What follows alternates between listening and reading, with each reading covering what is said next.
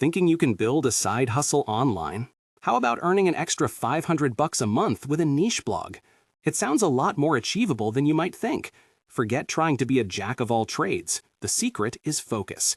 Pick something you're genuinely passionate about, whether it's vintage fountain pens, urban gardening on a balcony, or mastering the art of sourdough bread.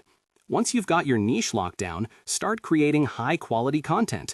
Think in-depth guides, honest product reviews, or personal stories that resonate. The real magic happens when you start monetizing.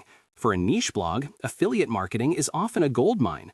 Imagine reviewing a specific type of coffee grinder and earning a commission every time someone buys it through your link.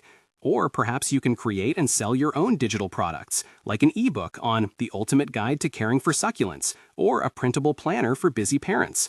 Even a small amount of targeted traffic can translate into significant earnings if your audience trusts your recommendations. So, how do you get there? Consistency is key. Publish new content regularly, engage with your readers in the comments, and promote your blog on social media platforms where your target audience hangs out. It's not an overnight success, but with dedication and a smart strategy, that $500 monthly goal with your niche blog is absolutely within reach.